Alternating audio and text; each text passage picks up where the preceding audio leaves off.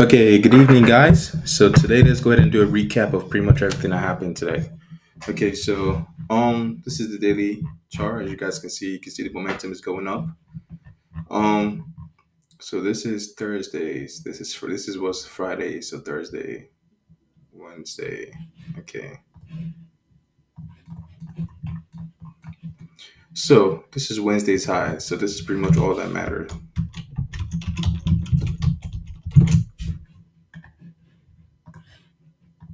So this is Wednesday's high. This is all that matters. As you can see, the market took out Wednesday's high and just kept pushing higher.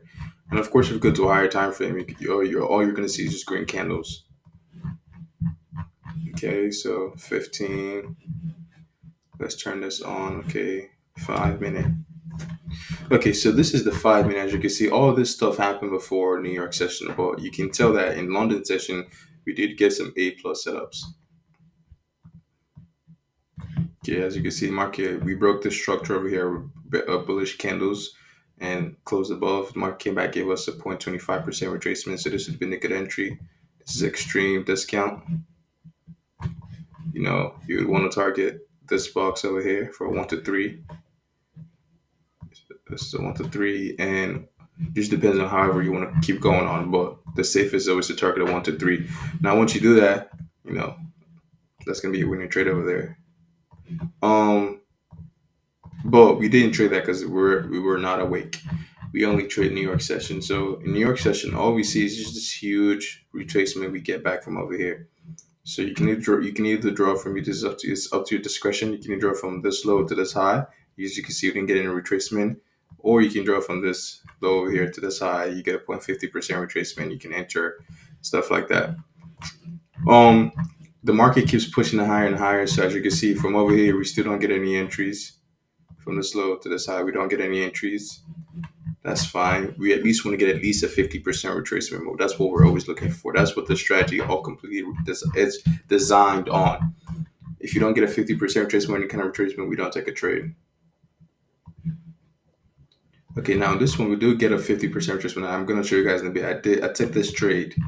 So we got 50% retracement. Where do you enter? So that's when you see once you meet this criteria, where do you enter? Right? That's the next question.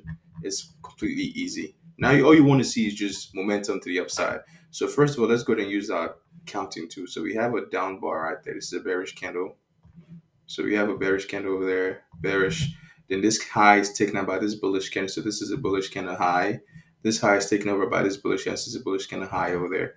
So where's your entry? So you want to enter on the second breaker structure. So this is the first breaker structure to the upside, then the second breaker structure. So your entry would be right here.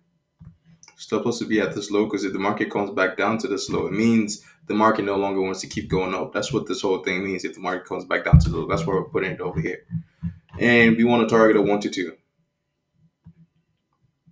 right there. A 1 to 2, as you can see, 1 to 2 does get hit, but when I took this trade, I was up like $300 on one time, almost close to TP because then I was making like 400, because I was risking like 200 and some change. I was making like almost double my risk on this trade, but the TP was over there. As you can see, the market after this huge, we did push up all the way over here. So this was almost close to TP, but the market pulled back. I wasn't worried about the pullback. After I saw this pullback, me being the guy that I am, I went ahead and moved my stop loss from this low over here to this low over here.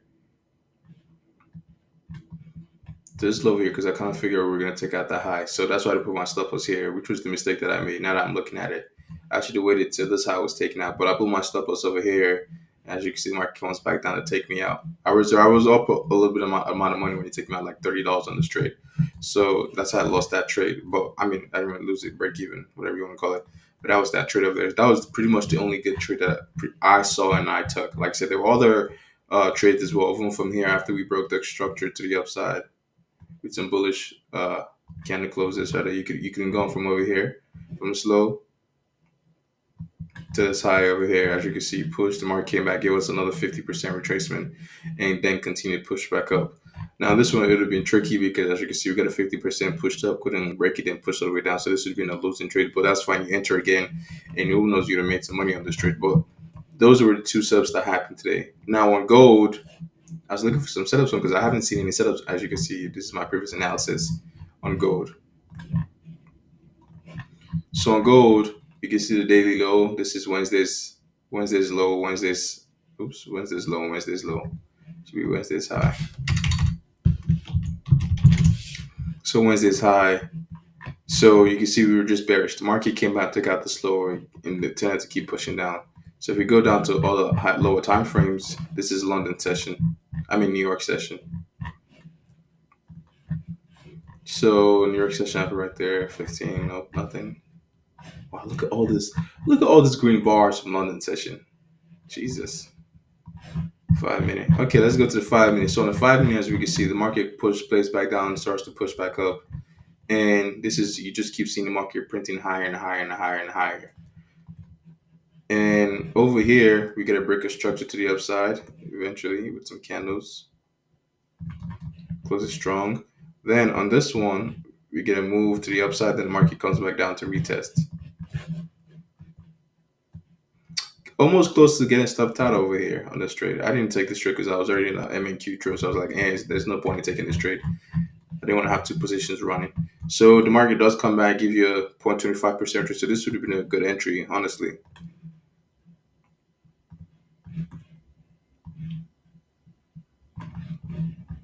This would have been a good entry, 1 to 3. Now the question is, would you have hit for a 1 to 3? I don't. Let me see.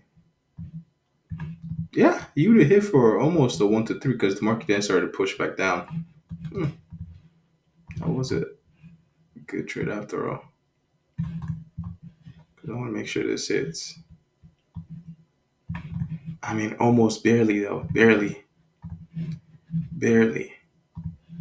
So this is one trade that happened over there again. Other than that, I didn't see any other entries except you wanted to go in on here and take some trade. Now, if you go to a lower time frame, you're going to see more opportunities, which means more trade, more possibility for mistakes, more possibility for over trading. That's why I'm using the higher time frame, so that way you can mitigate that, so you don't over trade. You just have to wait for setups.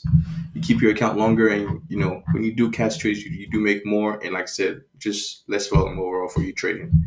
And those were the only setups I see. All of these were just rubbish and noise. We don't want to trade that. So those were the only two things that I saw today. I hope you guys liked the video. If you have any questions, please leave some comments down below. I'd love to answer the questions that you have. Like the video, subscribe. Thank you so much.